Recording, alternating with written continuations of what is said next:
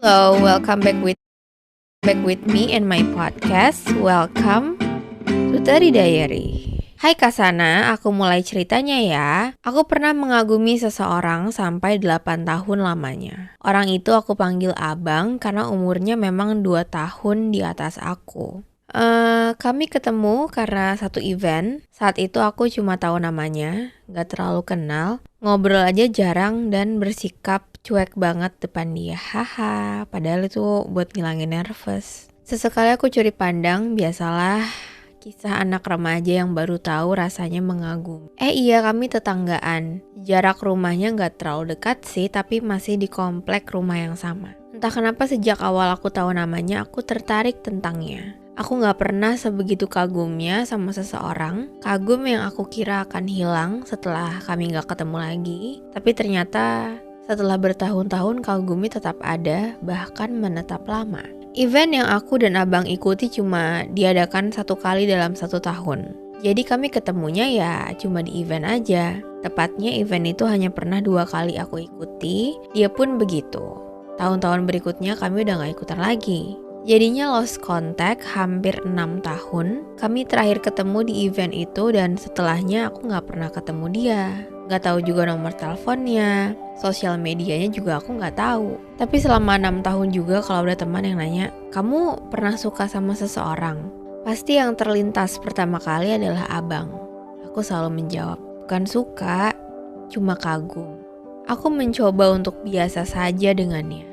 8 tahun Kasana. Aku mengaguminya tanpa tahu apakah dia masih mengingatku atau enggak. Sampai akhirnya 2019 aku baru buat akun Instagram. Iseng-iseng cari akunnya dengan hanya berbekal nama panjang abang yang masih kuingat. Dan ya akhirnya kami saling follow. Aku jelas gak berani menyapa, takutnya dia udah lupa. Jadi ya udahlah, saling follow aja udah cukup. Sampai akhirnya diupload salah satu video di Instagramnya, di Instagram story-nya. Aku balas story-nya itu dan dia ternyata masih ingat nama panggilanku.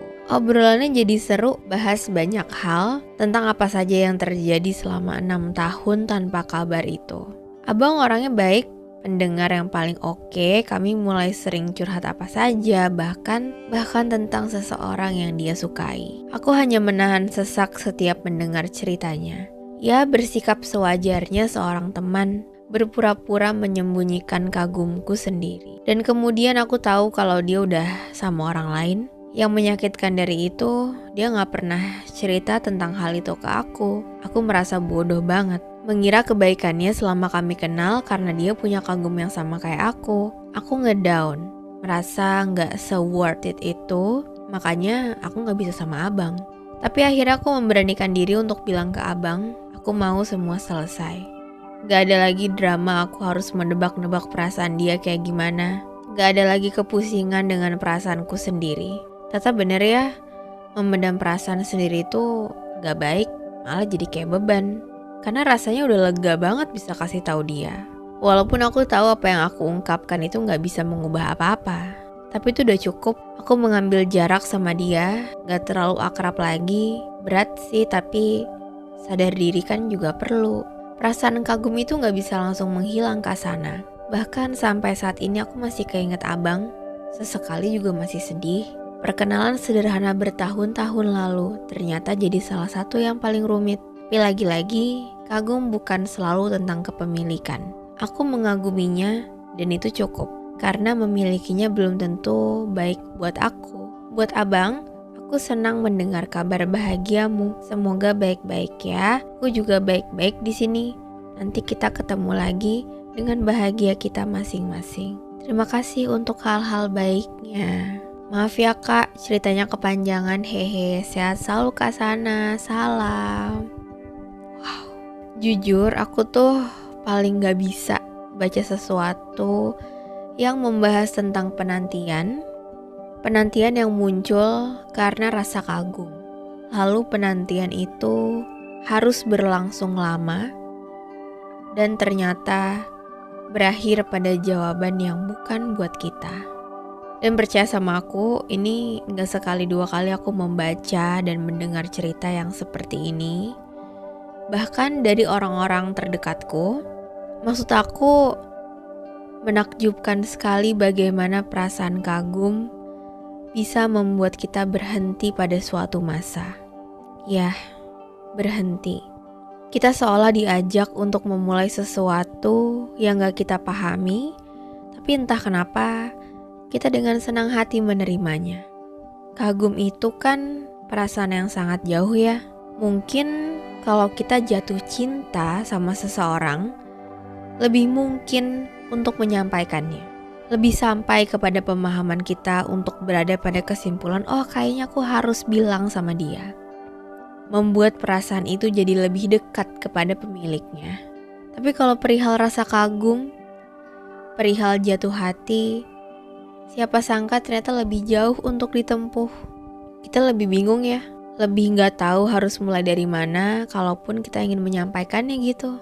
Karena perasaan kagum ini gak jarang membuat kita merasa kayak, kayaknya perasaan ini gak sebesar itu deh untuk harus sampai dikatakan kepada orangnya.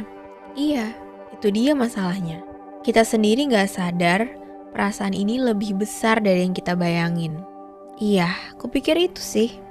Kesalahpahaman antara kita terhadap perasaan kita sendiri yang membuat kita juga gak sadar kalau kita udah menyimpan kekaguman itu dalam waktu yang lama, bertahun-tahun lamanya. Bahkan kita juga gak sadar bahwa kita tuh lagi nungguin dia gitu. Dari waktu itu sampai sekarang tuh kita nungguin dia.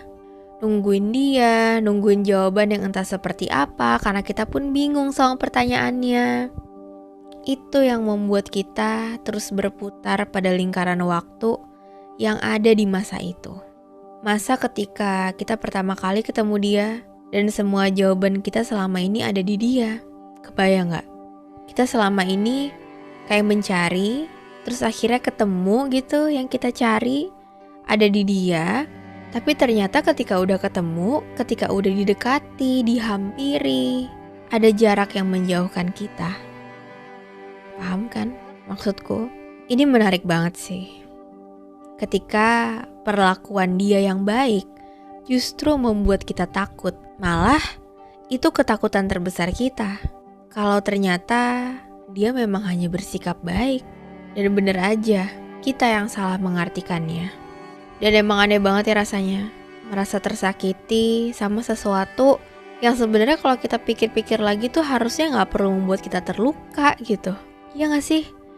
Dia bersikap baik, dia berbuat baik sama kita tuh bukan salah dia kan. Salah pemahaman kita terhadap sikapnya kan. But that's okay, gak apa-apa. Luka kan gak mungkin dibuat-buat gitu.